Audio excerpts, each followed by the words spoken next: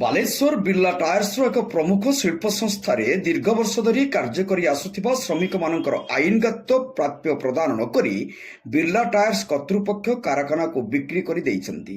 ଏହି ଶିଳ୍ପରେ ଶ୍ରମିକମାନେ ସେମାନଙ୍କର ଆଇନଗତ ବକେୟା ପ୍ରାପ୍ୟ ଓ ନୂତନ ମାଲିକଙ୍କ ଅଧୀନରେ ନିଯୁକ୍ତି ଦାବି କରି ବହୁ ଆବେଦନ ନିବେଦନ ପରେ ହତାଶ ହୋଇ ଗତ 5/11/2024ରୁ କାରଖାନା ପାଠକ ପାର୍ଶ୍ୱରେ ସପରିବାରେ ଶାନ୍ତିପୂର୍ଣ୍ଣ ଭାବେ ଗଣଧାରଣାରେ ବସିଥିଲେ। ରାଜ୍ୟ ସରକାରଙ୍କ ନିର୍ଦ୍ଦେଶରେ ଶିଳ୍ପ ବିଭାଗର ପ୍ରମୁଖ ସଚିବଙ୍କ ଅଧ୍ୟକ୍ଷତାରେ 4/1/2025କୁ ସମ୍ପୃକ୍ତ ପକ୍ଷମାନେ ଜିଲ୍ଲା ପ୍ରଶାସନ ଓ ଶ୍ରମ ବିଭାଗର ଉଚ୍ଚ ଅଧିକାରୀମାନଙ୍କ ମିଳିତ ବୈଠକରେ କିଛି ବିଷୟରେ ଆଲୋଚନା ହୋଇ ନିଷ୍ପତ୍ତି ହୋଇଥିଲା।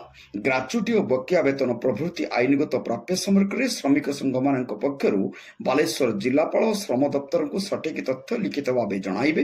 50 ବର୍ଷରୁ ଉର୍ଦ୍ଧ୍ୱ 50 ବର୍ଷରୁ କମ୍ ବୟସର ଶ୍ରମିକମାନଙ୍କର ସଠିକ ତାଲିକା ସଂଘମାନେ ସମ୍ପୃକ୍ତ ଅଧିକାରୀଙ୍କୁ ଲିଖିତ ଭାବେ ପ୍ରଦାନ କରିବେ। ଶ୍ରମିକମାନେ ଅବସର ପରେ ଅଧିକ ପେନସନ ପାଇବା ପାଇଁ କାରଖାନାର ନୂତନ କର୍ତ୍ତୃପକ୍ଷ ଭବିଷ୍ୟତ ନିଧି ପାଣ୍ଠି କମିଶନଙ୍କ ନିକଟରେ ଶ୍ରମିକମାନଙ୍କର ତଥ୍ୟ ଅର୍ଥ ଦାଖଲ କରିବେ। ବାଲେଶ୍ୱର ଜିଲ୍ଲାପାଳ ଉକ୍ତ ନିଷ୍ପତ୍ତିକୁ ନୋଡାଲ ଅଫିସରଙ୍କ ନିର୍ଦ୍ଦିଷ୍ଟ ସମୟ ମଧ୍ୟରେ ସଠିକ ଭାବେ ମଧ୍ୟ କାର୍ଯ୍ୟକାରୀ କରାଇବେ। ଏହି ରାଜିନାମାକୁ ଆଧାର କରି ବିର୍ଲା ଟାୟାର୍ସ ଶ୍ରମିକ ସଂଘମାନେ ଯଥାଶୀଘ୍ର ଅଧିକାରୀଙ୍କ ନିକଟରେ ଲିଖିତ ତଥ୍ୟ ଦାଖଲ କରିଥିଲେ, କିନ୍ତୁ ଉଚ୍ଚସ୍ତରୀୟ ନିଷ୍ପତ୍ତିଗୁଡ଼ିକ କାର୍ଯ୍ୟକାରୀ ନ କରି ବାଲେଶ୍ୱର ଜିଲ୍ଲା ପ୍ରଶାସନ ନିର୍ଦ୍ଦେଶରେ ପୋଲିସ ଗତ 2/3/2025 ଦିନ ସକାଳେ ବଳ ପ୍ରୟୋଗ କରି ଧାରଣାସ୍ଥଳରୁ ଶ୍ରମିକ ସେମାନଙ୍କ ପରିବାରର ସଦସ୍ୟଙ୍କୁ ଉଠାଇ ଦେଇଥିଲେ। ରାତି 10ଟା ପରେ ମହିଳା ଓ ଶ୍ରମିକମାନଙ୍କୁ ପୋଲିସ ବ୍ୟକ୍ତିଗତ ମୁଚାଲିକାରେ ଛାଡ଼ି ଦେଇଥିବା ବେଳେ 3 ଜଣ ଶ୍ରମିକମାନଙ୍କ ବିରୁଦ୍ଧରେ ବିଭିନ୍ନ ଅପରାଧିକ ଦଫା ଲଗାଇ ଜେଲକୁ ପଠାଇଥିଲେ।